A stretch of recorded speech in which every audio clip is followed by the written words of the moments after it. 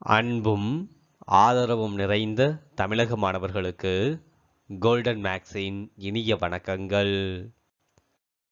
நாம் இன்னைக்கு பார்க்க போகிற கணக்கு 3 + k 18 - k 5k + 1 என்பவை ஒரு கூட்டுத்தொடர் வரிசையில் உள்ளன எனில் kயின் மதிப்பு காண்க. இந்த கணக்கு 10ஆம் வகுப்பு பாடப்புத்தகத்தில் எண்களும் தொடர்வரிசைகளும் அப்படிங்கிற பாடத்தில் பயிற்சி 2.5ல் கணக்கு எண் 8வது கணக்காக வந்திருக்கு. இந்த கணக்குக்கு ஆன்சர் கண்டுபிடிக்கிறதுக்கு நம்ம முதல்ல ஒரு கூட்டுத்தொடர் வரிசையில் ஒரு வரிசை இருக்கணும் அப்படின்னா அதற்கு ஒரு ஃபார்முலா இருக்கு.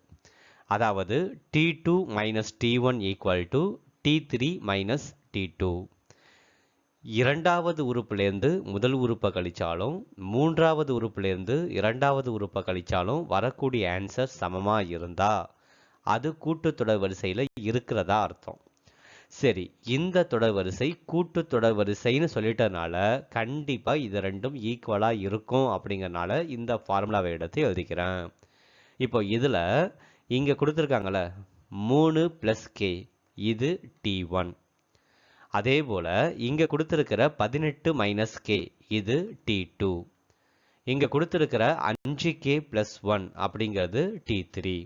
ஸோ இந்த t2க்கு பதிலாக நான் 18 - kவை எழுதிக்கிறேன். நடுவில் இருக்கிற மைனஸ் அப்படியே இருக்கட்டும். இந்த t1க்கு பதிலாக நான் 3 + kவை எழுதிக்கிறேன். இங்க t3க்கு பதிலாக 5k + 1 எழுதிக்கிறேன். இந்த மைனஸ் அப்படியே இருக்கட்டும். t2க்கு பதிலாக 18 - kவை எழுதிக்கிறேன். இப்போ இங்க 18 - k அப்படியே இருக்கு. இந்த மைனஸ் இந்த 3 + kவோட மல்டிபிள் ஆக போகுது. ஸோ இந்த 3ஓட மைனஸ் மல்டிபிள் ஆனால் -3. இந்த +kவோட மைனஸ் மல்டிபிள் ஆனால் -k. இங்க 5k + 1ங்கிறது அப்படியே இருக்கு. இந்த மைனஸ் இந்த 18 - kயோட மல்டிபிள் ஆக போகுது. 18ஓட மைனஸ் மல்டிபிள் ஆனா -18, -kவோட மைனஸ் மல்டிபிள் ஆனா +k. இப்போ இங்க 18, இங்க -3 இருக்கு. ஸோ 18ல் -3 போயிடுச்சுன்னா 15. இதுவும் -k, இதுவும் -k. ஸோ 2 -k இருக்கு. So -2k. இங்க 5k இருக்கு, இங்க ஒரு k இருக்கு. So 6k. இங்க +1 இருக்கு, இங்க -18 இருக்கு.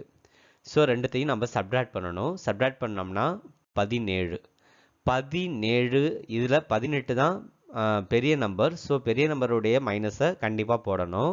ஸோ -17.